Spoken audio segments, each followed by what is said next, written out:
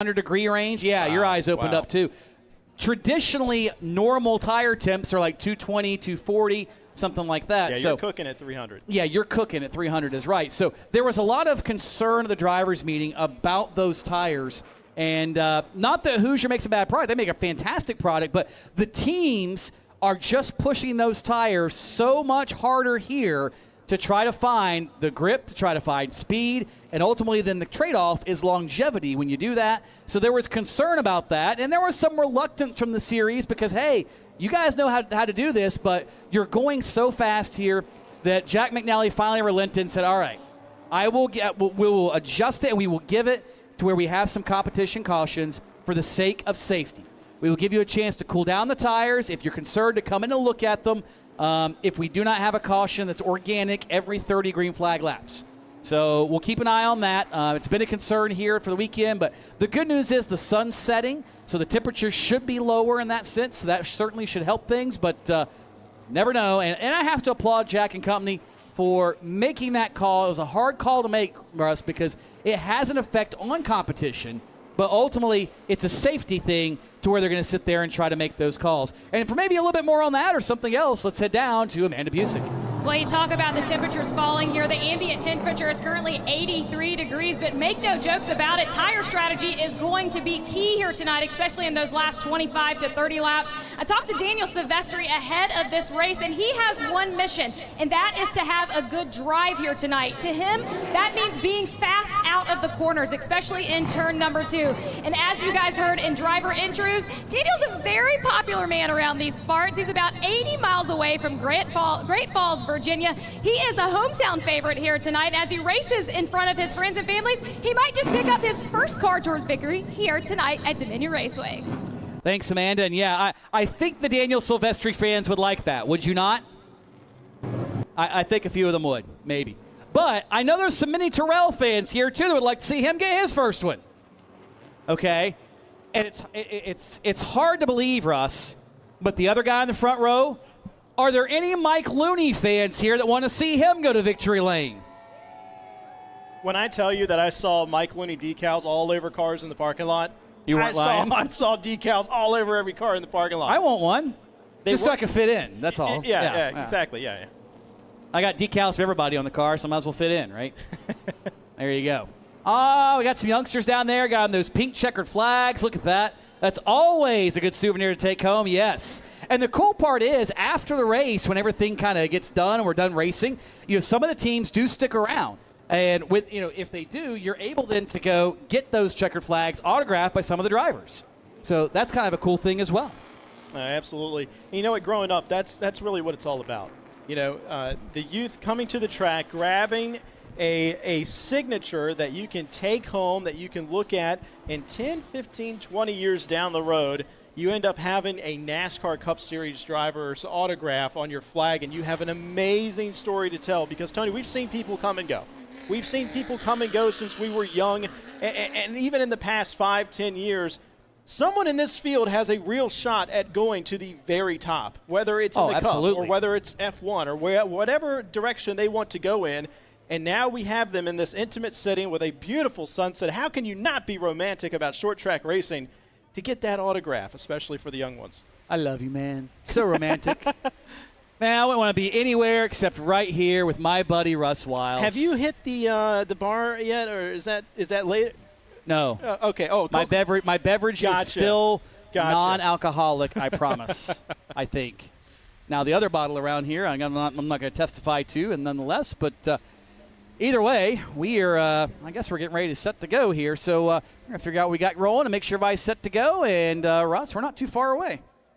Not too far away from the command and getting all of these drivers ready to go here at Dominion.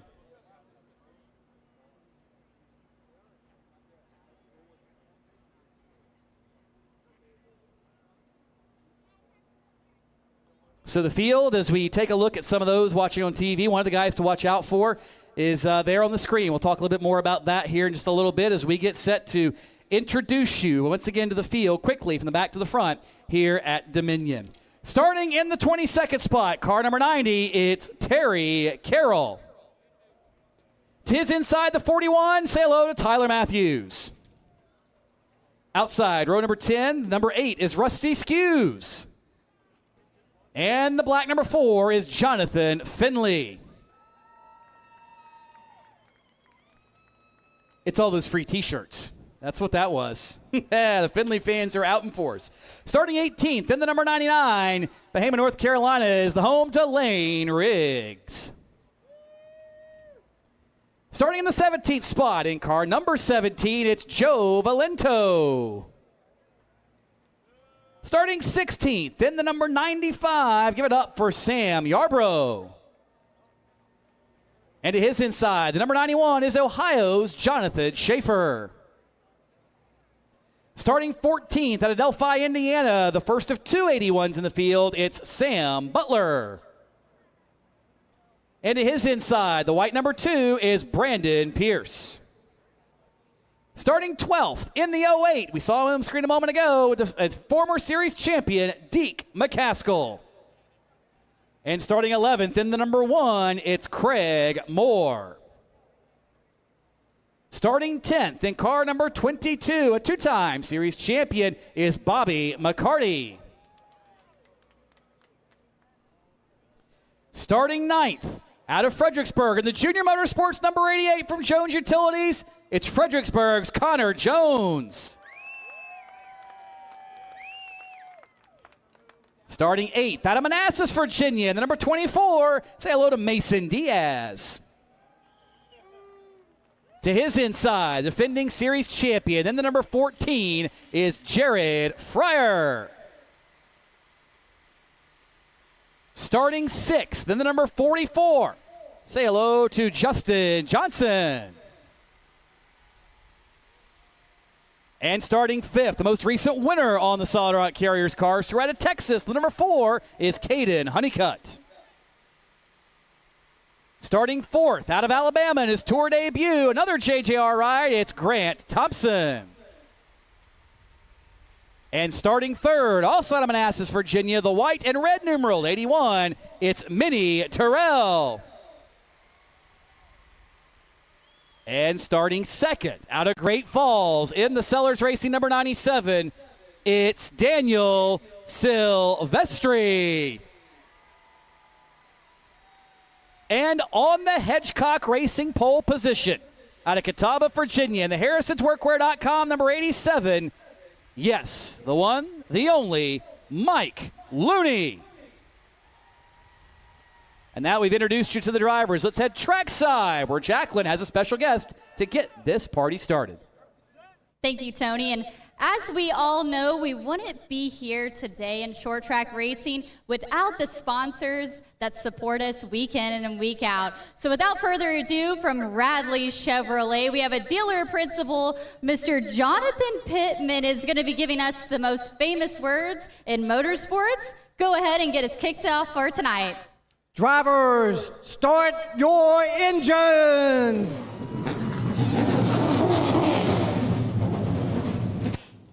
The most beautiful words in motorsports, Tony. Followed by the most beautiful sound. Absolutely. And smell if you're here. If you couldn't make it here today, you really missed out. I got Well, the good news is we got you covered on CARS Tour TV. Oh, absolutely. But oh man, the smells, the sights, the sounds, all around the racetrack. It has been a fabulous day here at Dominion Raceway. Track staff really making sure that this track has been top-notch for the CARS Tours today. 125 laps in the Radley Chevrolet feature event here tonight. This is the only feature event that you'll see these drivers tonight for 125 laps. And just focusing on Deke McCaskill, you can see after 6 races, 4 top 5s, 5 top 10s, and an average finish of 5.67. So right there at 5th, 6th average finish. So what can Deke McCaskill bring to this race here as second in points as of Langley Speedway, I think I just saw. So he needs a good run here today as we check down on pit road with Amanda.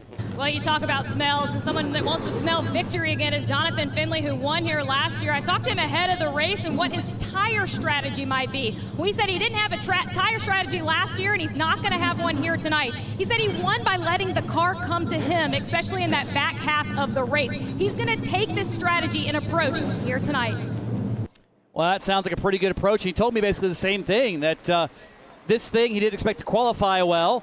And guess what? Well, he was right. But he said last year, the second half, just like Amanda told us, it came to life. And he's hoping the same thing happens here this afternoon.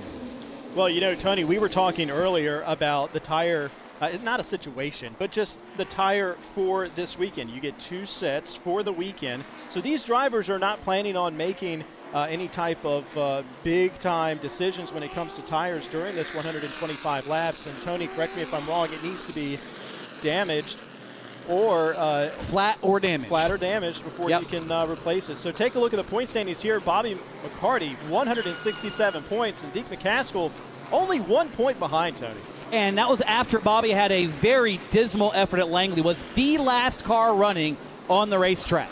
I asked him what happened. He said, we were just junk. That's all there was to it. So they put their nose down. They're going to go back and work on this one. But I will tell you one thing for certain. Everybody in that frame, they're chasing Bobby McCarty, and they smell blood in the water, particularly everybody in the top 5 or so, because they're well within striking distance. Lane Riggs, Daniel Silvestri, some of those guys need a little bit of help, but ultimately there's still half the season to go, Russ. Anything can happen, and we've had championships come down to 1 point, which is 1 position on the racetrack. It happened last year. It could happen again. Absolutely. And, you know, we didn't see a lot out of the number 4 in qualifying of Caden Honeycutt. There's only 1 point, only a few points right there separating where Caden is to the very top spot. As you can see, 6 starts, 1 win, 5 top 10s there for Caden Honeycutt.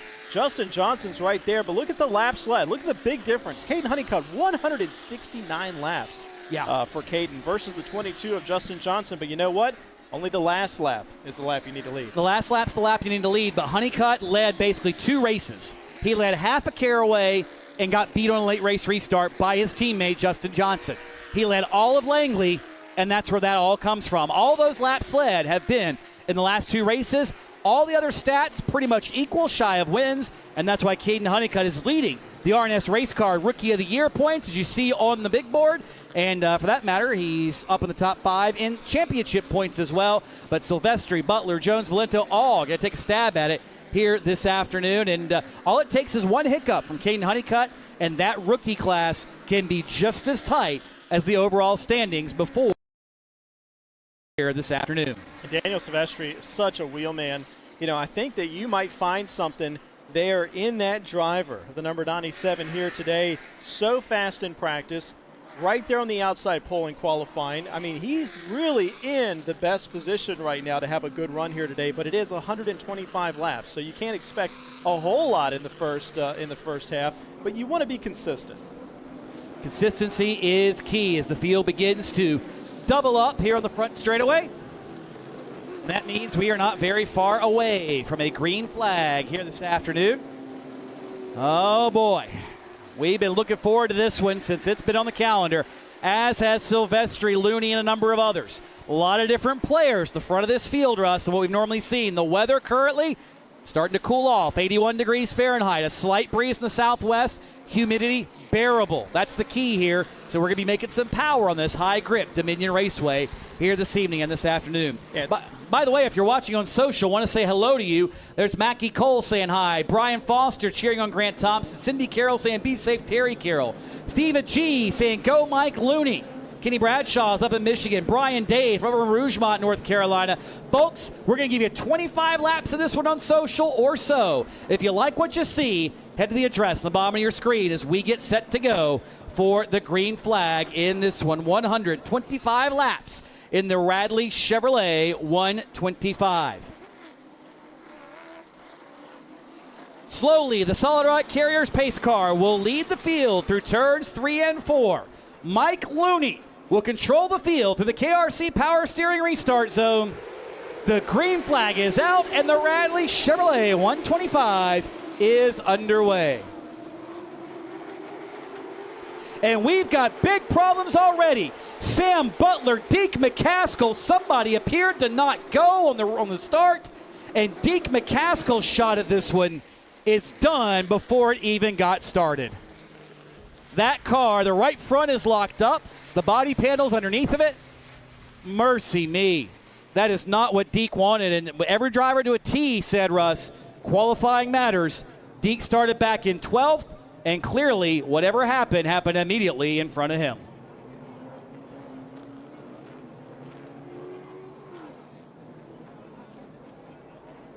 So we're going to go red and get this sorted out as Sam Butler's car is up in turn 2.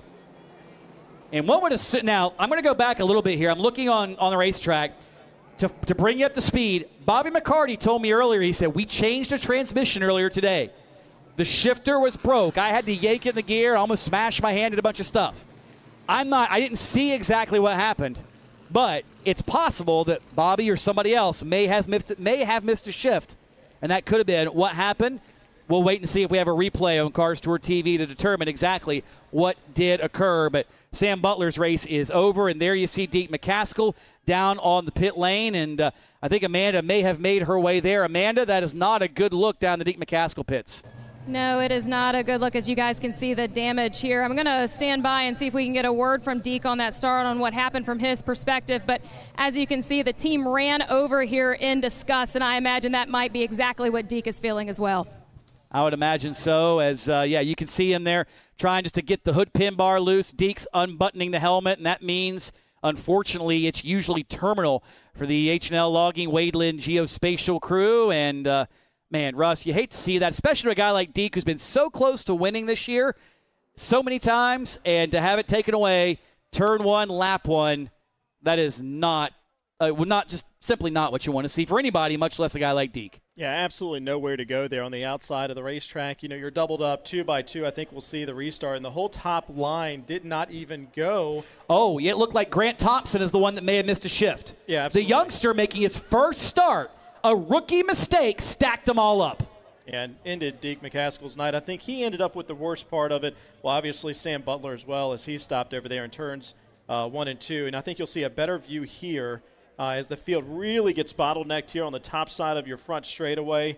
The 22 getting damaged there on the backside as well, but not too much. He'll be able to continue going. Look at Sam Yarbrough and Lane Riggs to the outside, heads-up maneuver on their parts to actually get around that car before they got caught up in the same mess. Yeah, Terry Carroll also on the bottom side of the racetrack just trying to stay away, let it all pan out.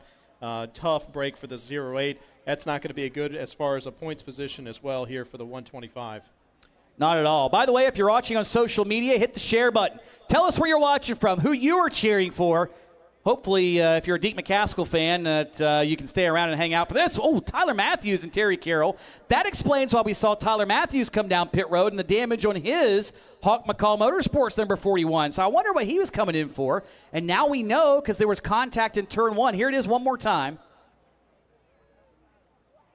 Yeah, right there, Thompson. I don't know if he just didn't go or missed a shift or whatever, but clearly it got everybody stacked up behind him, and there you see the carnage that ensued. And while we take a look at that, let's head down yet again to Amanda. Well, Deke McCaskill entered into the weekend just 1 point behind Bobby McCarthy. You know how big this race was. As you look over your race car, how disappointing is this? Yeah, this sucks. Hadn't had the best of luck up here at this racetrack. I was hoping to turn things around this weekend, but this wasn't meant to be. Like somebody missed a shift at the start, and I couldn't get slowed down in time. So just unfortunate. We definitely don't need no DNFs, and this is definitely going to hurt us the rest of the year. Just have to bounce back and come back at Hickory even stronger.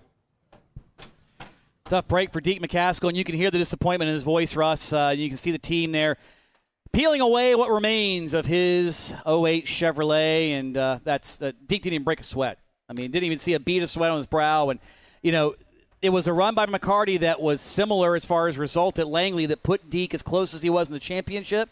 And racing is a fickle mistress because here we are 2 weeks later, and you go from hero to zero on lap number 1 just because somebody else made a mistake. And, nothing against Grant Thompson. He's first time in one of these late model stock cars. Was really excited about it. And it's happened to veterans the same as rookies, but that pressure may have gotten to him. It could have been something up there with the big dogs. First big start. He doesn't know the pace these guys have in turn 1. Sure, he paced them in practice, Russ, but this was his first start with all the big dogs. He just got an education himself on what he needs to do behind the wheel to go through the gears. Yeah, and I think what you heard in Deke's voice is just, people don't understand how much work, sweat, blood, and tears go into this program Monday through Friday. It's not just a weekend hobby. This is a full-time deal, and to not even fully take the green flag when you've invested into this event for the weekend is really defeating, especially when the ball was in someone else's court. Destiny there for a moment. Really, really disappointed to see that there before the green flag even was in the air for the entire field, but here we are. And, I think we still have some great racing ahead of us, but definitely not the best day for the 08 here in their crew. Absolutely. And the good news is Twitter's starting to light up a little bit. That's the good news. So there's some folks watching on Twitter, and we'll get some of those tweets on the screen for you here in just a little bit. But, some folks watching from all over the place. I mentioned Kenny Bradshaw, Michigan, and some others, and we'll get those coming to you here in just a little bit as we'll get them up on screen, those of you watching on social. But this cleanup's going to take a little bit as they put some Speedy Dry over in turn number 2, and we've barely gotten this one rolling here at the Dominion Raceway. Well, then, didn't expect that to start out that way. No, not at all, but we still have plenty of time to go. You can see Josh there, CARS Tour, Dominion Raceway. Nice shot there from the grandstand area. It's a beautiful shot there from the entry. Yeah, he's down here in the Daniel Silvestri cheering section, I think. That's where he's, yeah. Doc Love chiming in on Twitter as says, he's chiming into our friend Steve Post. And wait, Doc's got, hold on. Man, I wish JD had this tweet on the screen. We could show it, but that's all right. He'll get there after. Remember that Blackfoot thing's coming on, but look at this. He's got the CARS Tour race on, the King Sport Southeast Super Truck race is on, and the Carolina Pro Late Model Series is on. 3 screens, 3 races. It's a triple header on Pit Road TV this weekend. He's got them all dialed in right there at the Race 22 radio office. So, but you notice who's got the bigger screen? We do. Yeah, of course. Yeah. Brandon Graves tweeting in, family pool time, getting ready to watch their boy Jared Fryer get it done. And yes, Brandon, we're biased, but we think, yes, CARS Tour Racing is the best Saturday night racing in the country. Just saying. Yeah, awesome tweet there by Brandon Gray. Yeah, humidity really has dropped here in the later part of the day, Tony, and I think we're going to see a different style of racing than we have earlier or all day long. And it's going to be the number 87 to lead us around once we get started, Mike Looney. Plenty of Looney fans in the grandstand area. The pace car is still sitting here on the front straightaway. Silvestri there will start on the outside. You'll have,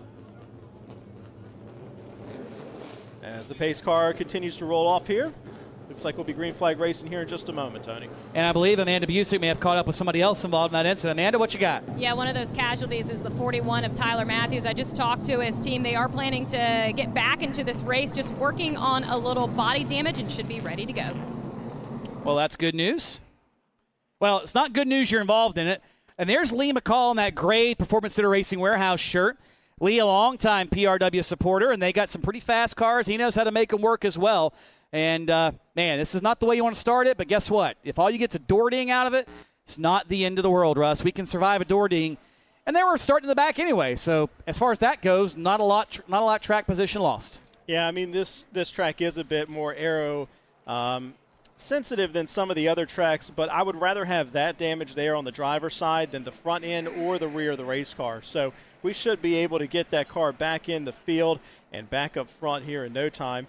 As they still have it up on the jack here at Dominion Raceway. So pit road is still pretty active with drivers trying to correct those damages. But you know what? Got Silvestri on the outside of Looney. Your top 2 drivers, they'll be side by side. And I think we're going for a complete system restart here at Dominion, Tony. Absolutely. While we've got a moment on social, still want to shout out to Steve McGee watching from up in Franklin County Speedway area. Appreciate the kind words, Steve. Jency Markham. Well, mistakes happen, Jency. You got to start somewhere. Could happen to veterans, could happen to kids, happens to everybody. South Carolina, Peltzer is representing from Robert Gillespie. Brian Foster from Wilmer, Alabama. And again, folks, tell us where you're watching from on social. Hit the share button, tag your buddies, and most of all, head to the address in the bottom of the frame, www.carstour.tv. They've got a Blackfoot concert here tonight again. Kinds of neat things happening here at Dominion. It's a multi-purpose facility, concerts, go-karts, track days, oval track racing, barbecues, cookouts, birthday parties, you name it, all here at Dominion. They've got the facility to do anything that you want to do, no matter what it is. Oh, and Twitter's lighting up again. Look at this. Kenny Bradshaw from Kalamazoo, Michigan, getting ready for an awesome night of racing. Another one of the fans from outside the region that has taken a liking to the CARS Tour. And good to see the CARS Tour gospel, if you will, spreading far and wide. And yes, Mr. GXS Wraps himself, Stephen Dunn, watching tonight's race from the Outer Banks. Happy, well, thank you, Stephen. I appreciate that, as he wishes good luck to all of his 3 drivers who are starting up in the top 6. Lights on the pace car still on. Wanted to see some tweets from, Denny Hamlin's hometown, my hometown, Chesterfield, Virginia. I kind of wanted to see some viewership, but it's fine. It's fine. I'm not a big deal or anything. Even if they're here, tweet to us, folks. At CARS Tour, tweet to us like you saw on the screen. And you never know. If you're here in the stands, we might put your tweet up on the screen as well. So send them to us. Be glad to get them up there.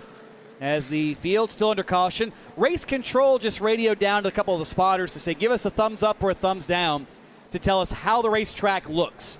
And they're getting that delayed on at the moment, is to figure out what, if anything, there is with the racetrack, and if it's race ready or if it needs worked in a little bit more.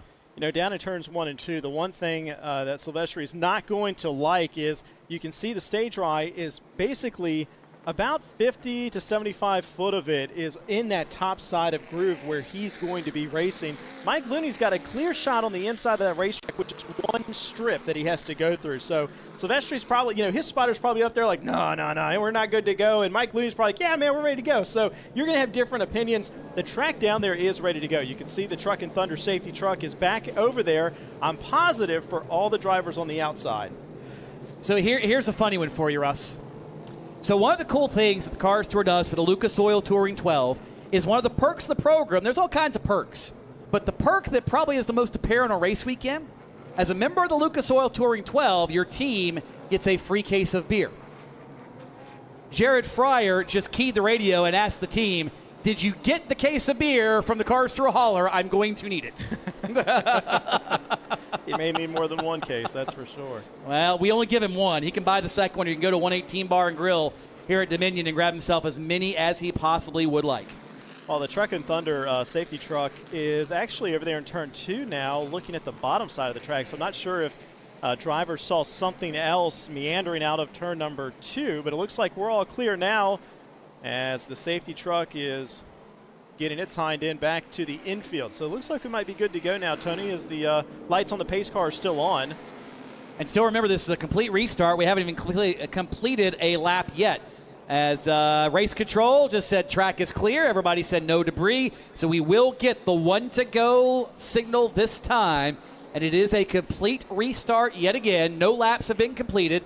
So Mike Looney's got to get through the gears one more time. And Grant Thompson, everybody behind him, I guarantee you, is going to give him a lot of extra space. Oh, absolutely. Want to say hi to DJ Stocks from Kinley, North Carolina, down in Southern National Country. He says hello, pulling for Jared Fryer. Frank Connor from Nauvoo, Alabama, chiming in. Hi, Frank. Glad to have you aboard. And again, folks, if you're watching on social, the first 25 or so laps is what we're going to give you as a freebie here for the Radley Chevrolet 125. Solid Rock Carriers pace car will lead the field to turns 3 and 4. Mike Looney has the field at his behest through the KRC Power Steering start zone. Green flag is out, and the field yet again races off into turn number 1.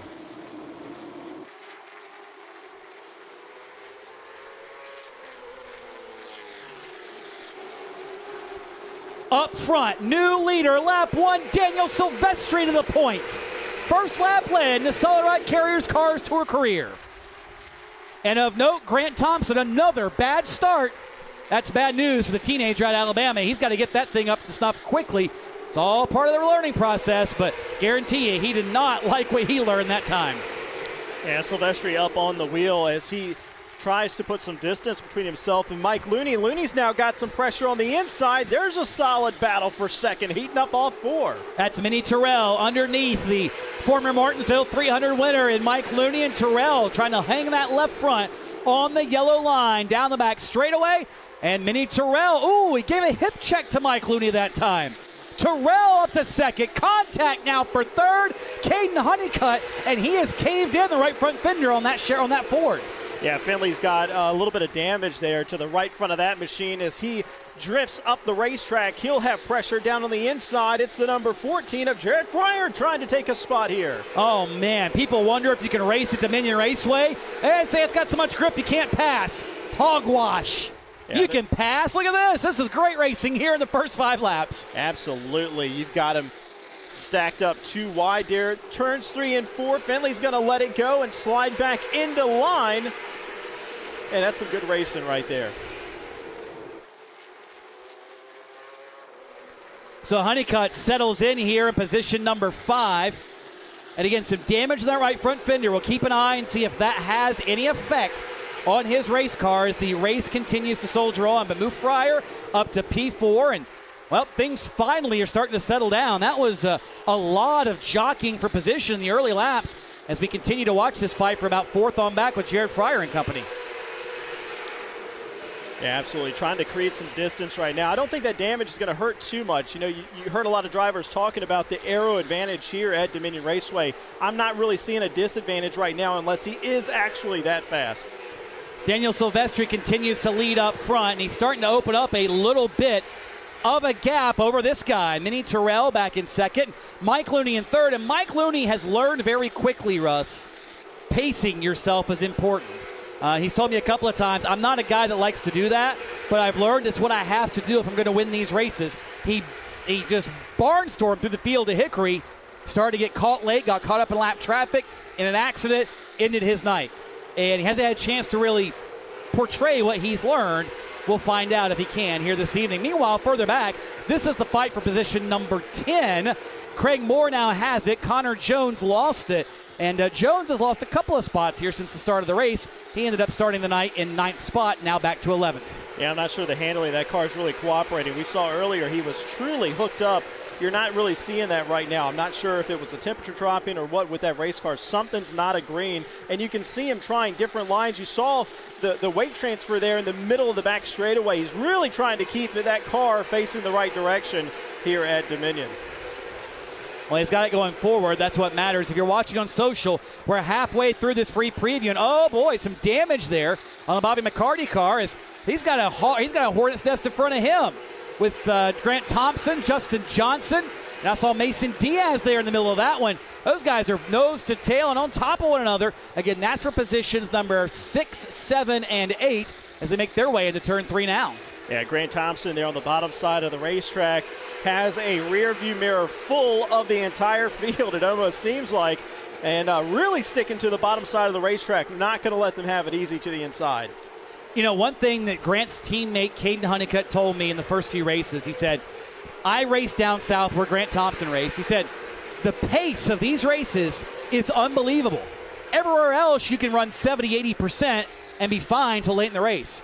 Not here. You've got to run 98% and find 2% more at the end. And was that smoke off of Caden Honeycutt's car? Yeah, I was trying to see. It almost appeared like there was smoke trailing from the number 4. But what I'm more interested in is Mason Diaz really trying to get down to the inside of your number 44 there of Justin Johnson. You can see for the past 3 laps he had a half car under him trying to get that fresh air. Mason Diaz has a fast car here tonight. Absolutely he does.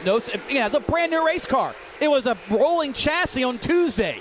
They got it here on Friday complete, and he's been in a few scuffles as well. You see some body damage in the front of that brand new body.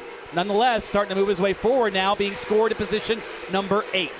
Yeah, the front hood of that machine's trying to ice cream scoop on him there as they make their way out of turn number 2, but he is going to stay single file. Looks like a lot of hood damage there for McCarty as well, right behind in the number 22.